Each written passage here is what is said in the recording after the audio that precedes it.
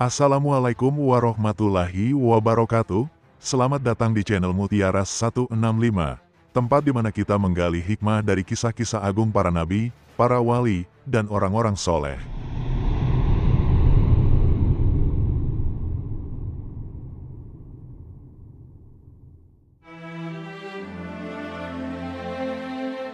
Di tengah teriknya matahari Jazirah Arab, di bawah panasnya batu-batu tanah Hijaz, seorang lelaki berjalan penuh harap, namun tubuhnya berbalut luka, kakinya berdarah, dan air matanya hampir menetes, bukan karena rasa sakit, tapi karena kesedihan.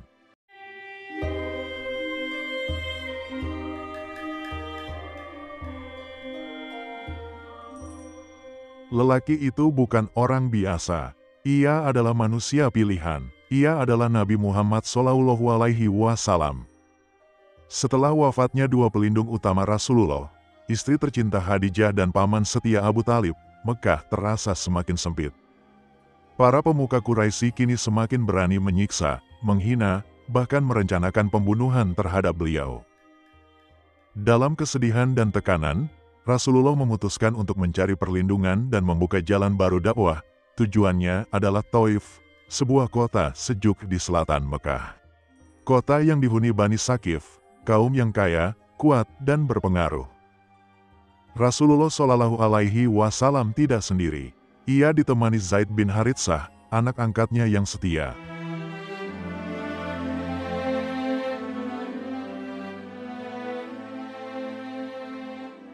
Setibanya di Taif, beliau mendatangi tiga pemimpin utama Bani Sakif, Abdu Yalail, Mas'ud, dan Habib.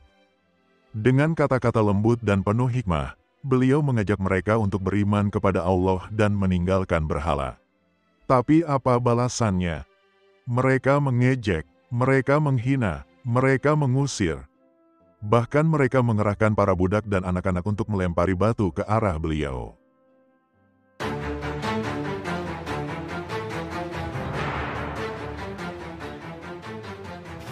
Batu-batu tajam meluncur seperti hujan kebencian, setiap lemparan mengandung dendam dan kehinaan, anak-anak tertawa, budak-budak berteriak, semua diarahkan pada satu sosok mulia yang tak bersalah, Rasulullah SAW.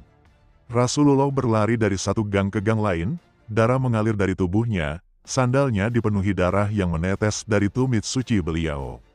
Seorang manusia termulia di muka bumi, yang membawa risalah langit untuk menyelamatkan mereka, kini dikejar-kejar bagaikan buruan. Beliau berlari, bukan karena takut, tapi karena luka yang terus dilemparkan tiada henti. Zaid, sang anak angkat yang setia, melihat tubuh suci itu tak berdaya, tanpa ragu, ia menjadikan tubuhnya sendiri sebagai perisai hidup, setiap batu yang seharusnya mengenai Nabi.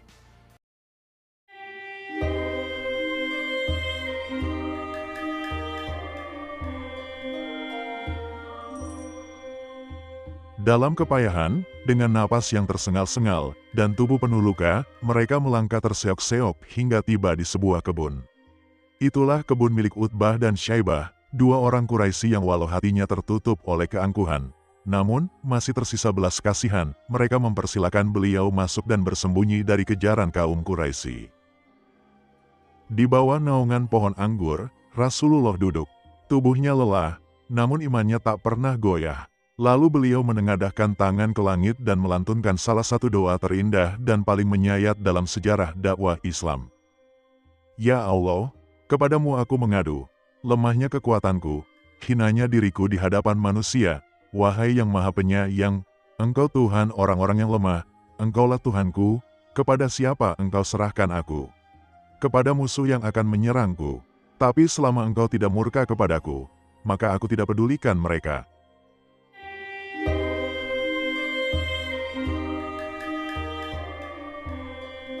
Tangis langit seakan ikut turun bersama doa itu, tapi di balik kesakitan, beliau tetap berserah, tetap berharap, dan tetap bersabar. Lalu, saat itu juga, langit terbuka, terbelah seolah tak sanggup menyimpan murka dan kasih ilahi. Cahaya menyilaukan menembus cakrawala, membelah awan gelap yang menggantung berat di atas Taif. Dari balik cahaya itu, turunlah malaikat Jibril dengan wibawa yang mengguncang bumi. Udara menjadi berat, seolah alam semesta menahan napas.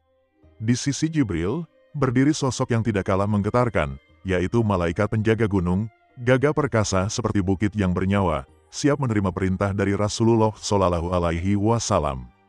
Dengan suara yang bergema ke seluruh semesta, Jibril berkata, "Wahai Muhammad, inilah malaikat penjaga dua gunung yang mengelilingi kota ini. Tuhanmu mengutus kami untuk memenuhi apapun yang engkau kehendaki. Jika engkau mau, akan kuperintahkan malaikat ini untuk menghimpit kota Taif dengan kedua gunung itu, hingga hancur luluh tak bersisa." Saat itu, Rasulullah berdiri dalam keadaan lemah dan berlumuran darah, tubuh dan hatinya terluka, beliau telah diusir, dicaci, dihina, dilempari batu oleh mereka yang tak tahu siapa yang sedang mereka sakiti. Di hadapannya kini, malaikat Jibril turun dari langit bersama malaikat penjaga gunung. Langit terbuka, suasana menjadi hening dan menegangkan. Jibril berkata, "Wahai Muhammad, Allah telah mendengar apa yang dilakukan kaum itu terhadapmu. Jika engkau mau, aku akan perintahkan kedua gunung itu untuk menghimpit mereka, hingga tak satu pun dari mereka tersisa."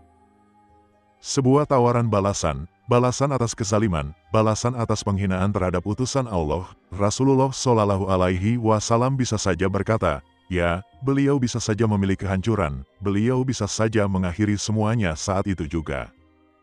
Namun apa yang keluar dari lisannya yang penuh berkah, dengan suara lirih namun penuh cinta dan pengharapan, beliau menjawab, "Jangan dihancurkan, aku berharap, dari keturunan mereka, akan lahir orang-orang yang beriman kepada Allah."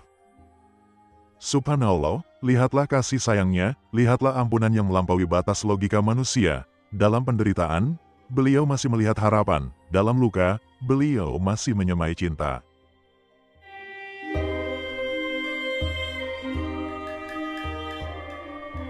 Waktu pun berlalu, tahun-tahun dakwah terus berjalan, penuh luka, penuh air mata, namun juga penuh pengharapan.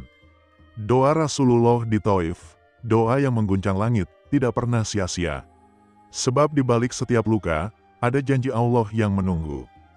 8 tahun kemudian, setelah Fatu Makkah pada tahun 8 Hijriah, cahaya Islam menyinari kembali lembah-lembah yang dahulu menolak kebenaran. Dan Taif, yang dulu melempari Rasulullah dengan batu, kini datang untuk menyerahkan diri. Dan dari keturunan mereka, lahir para penghafal Al-Quran, para da'i, para ulama yang menyebarkan ilmu dan keimanan. Salah satunya adalah seorang tokoh agung bernama Urwah bin Mas'ud Ats-Sakafi. Seorang bangsawan terhormat dari Taif, pernah menjadi utusan mereka kepada Rasulullah, dan setelah masuk Islam, ia kembali ke kaumnya dengan semangat membara. Namun dakwah tidak selalu diterima oleh semua orang. Urwah berdiri di hadapan kaumnya, menyeru mereka menuju cahaya. Namun panah-panah kebencian menembus tubuhnya.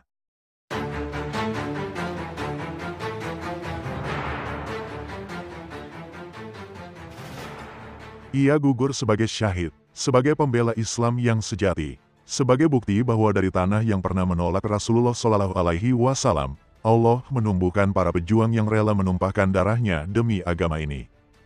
Inilah buah dari kesabaran Rasulullah Shallallahu Alaihi Wasallam, buah dari doa yang dipanjatkan dalam kesendirian dan luka. Taif, yang dahulu menolak, kini menjadi bagian dari sejarah kemuliaan Islam. Karena dalam setiap luka para nabi, ada kemenangan yang menanti di ujung waktu. Dan dari setiap air mata yang jatuh di jalan dakwah, akan tumbuh generasi yang mengangkat panji kebenaran lebih tinggi dari sebelumnya. Taif berubah, dan dunia pun bersaksi bahwa kasih sayang Nabi Muhammad SAW lebih kuat dari dendam, dan doanya mampu mengguncang takdir.